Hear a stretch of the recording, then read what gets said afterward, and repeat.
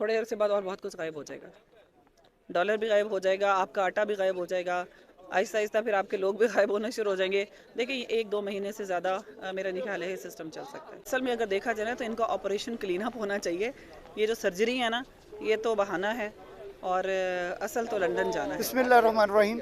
Bajwa online में आज़म बाजवा हाज़िर खिदमत है। नाज़रीन, इस वक्त मुल्क के जो सियासी हालात हैं वो इंतहाई गंभीर सूरत हाल इख्तियार कर चुके हैं।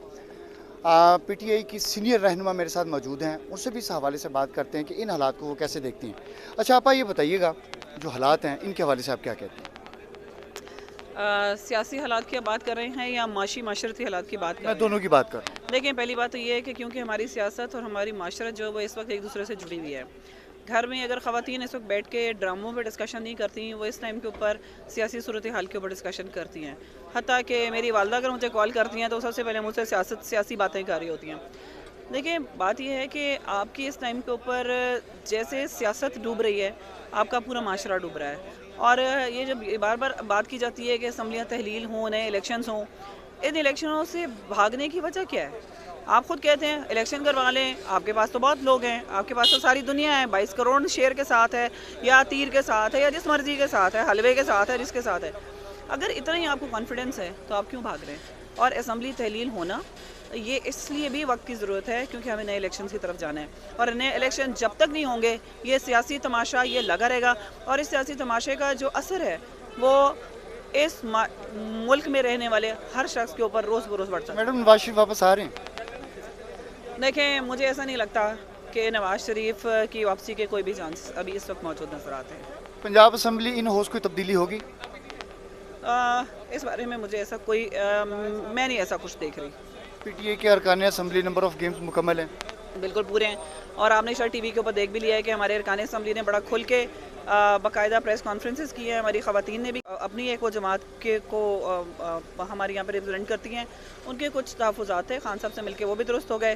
बाकी जो ख़वातीन थी, जो बंदे थे, आपने देखा है कि उन लोगों ने उनके मुंह के ऊपर आके एक थप्पड़ लगाया है, प्रेस कॉन्फ्रेंसेस की हैं कि अगर आप हमें 5 करोड़ छोड़ के 5 अरब भी देंगे तो तब भी हम बिकने वालों में से नहीं। अच्छा मैडम, खरीद कौन रहा है? देखें, बहुत वाज़े तौर के ऊपर है, और बल्कि इनके ख़िलाफ़ तो वो एक बहुत वाज़े हम लोगों का मौक़िफ़ है। बार बार प्रेस कॉन्फ्रेंस में भी हमने नाम लिए हैं कि नासिर शाह और शर्जील मेमन को ये टास्क दिया गया है, और वो टास्क के लिए अब आप देखें कि जो आगे तौर के ऊपर जिनको फेस बनाया गया है, जिनको हथियार बनाया जा रहा है, वो हमारी ही वो ख़वातीन हैं जो इससे पहले मुनारिफ हो चुकी हैं।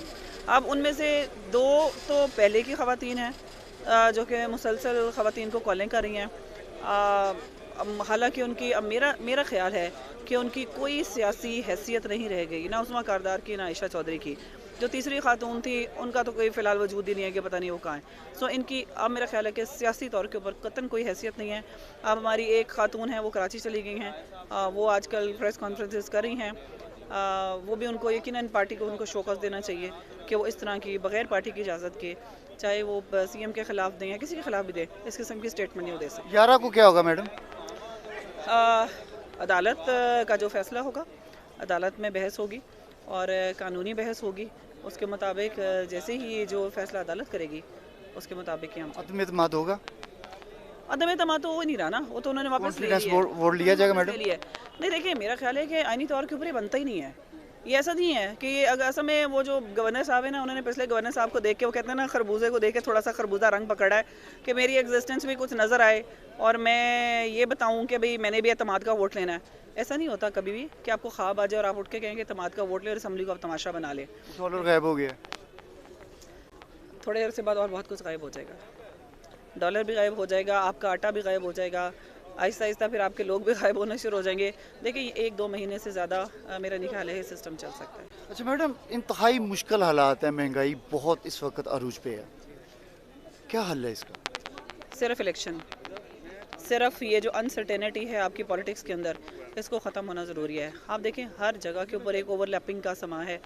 एक शख्स दूसरे को रोक रहा है, दूसरा तीसरे को रोक रहा है, और उससे ऊपर वाला उससे ऊपर वाले को रोक रहा है। इस वक्त हम काम कर नहीं रहे हैं, हम सिर्फ एक दूसरे को रोक रहे हैं, और जिसकी जो अथॉरिटी होती है, हर कोई शख्स अपनी पावर का मिसयूज़ कर रहा है। तो अगर आपको देखें, अगर आपका जो वफाक ऊपर बैठा हुआ है, आपके जब सूबों को फंड्स नहीं देगा तो आपके सूबे कैसे चलेंगे? और आपकी बिजली अगर आपको जिस तरह आप देखें, अब बिजली का वही हाल है कि सर्दियों में इतनी लोड शेडिंग नहीं होती थी। अब सर्दियों में इतनी लोड शेडिंग है। गैस आपके घर शायद आ रही होगी, मेरे घर तो नहीं आती। तो आप वो देख लें, अगर आपने गैस के सिलेंडर्स भरवाने हैं वो इतने एक्सपेंसिव हैं। खाना, आटा, मतलब सब्ज़ी, कोई ऐसी चीज़ है ही नहीं कि जिसको आप ये कहें कि चलो आज के दिन में ये आप मुर्गी देख लें, चिकन देखें कि वो 600 रुपए के ऊपर पहुंच गया है। मतलब ये तो कोई क़यामत का ही समा है। तो मेरा ख्याल है कि लोगों को घास खानी शुरू कर देनी चाहिए। उसके लिए भी हमें फिर मेरा ख्याल है वो पानी नहीं देना पड़ेगा, खाद मिट्टी मुसीबत पड़ जाएगी। तो मेरा ख्याल है कि इनकी कोशिश ये है, वो जो एक गधा तो बाहर बैठा हुआ है ना, वो जो अपने आप को शेर कहता है, वो वहाँ बाहर बैठ के घास खा रहा है और कहता है कि पाकिस्तान में यहाँ बैठ के लोग असल वाली घास खाएं। अच्छा मैडम, छोटी सी सर्जरी अभी मुकम्मल नहीं हुई? देखें, इनके लिए तो बहुत, इनकी असल में अगर देखा जाए ना तो इनका ऑपरेशन क्लीन अप होना चाहिए। ये जो सर्जरी है ना, ये तो बहाना है, और असल तो लंदन जाना है। वो फिल्म देखिए ना, मैं पाकिस्तान नहीं जाऊंगी, मैं पाकिस्तान नहीं जाऊंगा, तो असल में ये वो फिल्म चल रही है। जी बिल्कुल, आपने सुना कि ये सीनियर रहनुमा पाकिस्तान तहरीक-ए-इंसाफ की, इन्होंने जो मौजूदा सियासी सूरत हाल है इसका एक ही हाल बताया है कि इस मुल्क में जब तक इलेक्शन नहीं होंगे तब तक जो है सियासी बहरान का ख़ात्मा नहीं होगा, और जो महंगाई का दौर इस वक्त चल रहा है वो भी ख़त्म नहीं होगा। तो नाज़रीन, अगर आप मेरे इस चैनल पर नए हैं तो चैनल को सब्सक्राइब भी कर लें और साथ लगे बेल के बटन को भी प्रेस कर दें, ताकि आने वाली इस तरह की जो भी नई वीडियो हैं वो आप तक पहुंच सकें और आप उनको देख सकें और मुल्की हालात से आप वाकिफ़ रह सकें। इसी के साथ अपने मेज़बान आज़म बाजवा को इजाज़त दीजिए। अल्लाह हाफ़िज़।